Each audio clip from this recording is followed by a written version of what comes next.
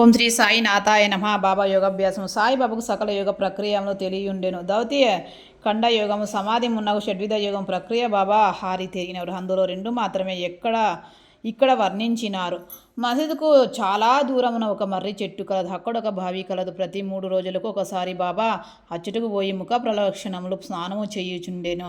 ఆ సమయంలో బాబా తన ప్రేవులను బయటికి వేలాడగట్టి వాటిని నీటితో శుభ్రపరచి ప్రక్కనున్న నేడు చెట్టుపైన హారవేట షిడిలోని కొందరు కండ్లార చూసి చెప్పిరి. మామూలుగా దౌతి అనగా 3 అంగుళముల వెడల్పు 22.5 అడుగుల పొడవు గల గుడ్డను మృంగి కడుపులో అరగంట వరకు నుండనిచ్చి పిమ్మట తీసెదరు. కానీ బాబా చేసినది దౌతి చాలా విశిష్టము, అసాధారణమైనది. ఖండయోగము. బాబా తన శరీరములన్నీ వేరు చేసి మసీదు నందు వేర్వేరు స్థలంలో విడిచిపెట్టేవారు. ఒకనాడు పెద్ద మనిషి మసీదుకు పోయి బాబాను అవయవములు వేర్వేరు స్థలములందు పడి ఉండుట చూసి భయంకపీరుడై బాబాను ఎవరో కూని చేసుకుని గ్రామ మసాబ్ వద్దకు పోయి ఫిర్యాదు నిశ్చయించుకునేను.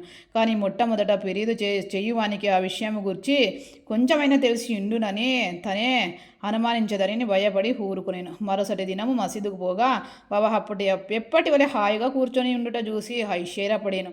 ముంద దినము తాను చూసినదంతయు భ్రాంతి అనుకునేను. చిరుప్రాయము నుండి బాబా వివిధ యోగ ప్రక్రియలు చేయుచుండెను. వారి యోగస్థితి ఎవరికి అంతుబట్టినది. రోగుల వద్ద నుంచి డబ్బు పుచ్చుకొనక ఉచితముగా చికిత్స చేయుచుండిరి. ఎందరో పేదలు వృద్ధులు వారికి అనుగ్రహము వల్ల సమస్త పొందిరి.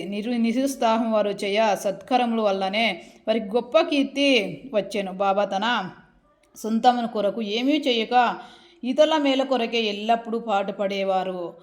ఒక్కొక్కప్పుడు ఇతరులకు వ్యాధిని తమపైన వేసుకుని బాధను తమను అనుభవించేవారు. అటువంటి సంఘటనొకదానిని ఈ దిగువ పేర్కొందును. దీనిని బట్టి బాబా యొక్క సర్వజ్ఞత దయాత్ర హృదయము విదితమగుమును.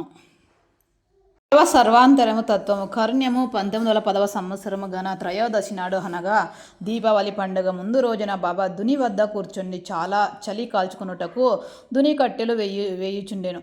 దుని బాగోగా మండుచుండెను. కొంతసేపైన తర్వాత హఠాత్తుగా కట్టెలకు మారు తన చేతిని దునిలోని పెట్టి నిశ్చలముగా ఉండిపోయిరి. మండలకు చెయ్యి కాలిపోయిను. మాధవుడనే నౌకర్ మాధవరావు దేశపాండే దీనిని చూసి వెంటనే బాబా వైపుకు పరుగిడిరి. మాధవరావు దేశపాండే బాబాను నడుమును పట్టుకొని బలముగా వెనుకకు లాగిను. దేవా ఇట్లెలా చేసి తిరి అని బాబాను అడిగి మరేదో లోకములో ఉండినట్లుండి బాబా బాహ్యస్మృతి తెచ్చుకొని ఇక్కడకు చాలా దూరంలో ఒక కుమ్మరి స్త్రీ తన బిడ్డను ఒడిలో నుంచుకొని కొలిమిని ఉదుండుచుండెను. అంతలో ఆమె భర్త పిలిచి తన ఒడిలోని బిడ్డను సంగతిని మరచి ఆమె తొందరగా లేచెను. బిడ్డ మండుచున్న కొలిమిలోకి పడేను. వెంటనే నా చేతిని కొలిమిలోకి దూర్చి ఆ బిడ్డను రక్షించి తిని నా చెయ్యి కాలితే కాలినది. అది నాకు అంత బాధాకరము కాదు. కానీ బిడ్డ రక్షింపబడిన విషయం నాకు ఆనందకరముగా ఉన్నది అని జవాబిచ్చెను. ఓం శ్రీ సాయి నాథార్పణమస్తు. శుభమో భవతు. ధన్యవాదములు.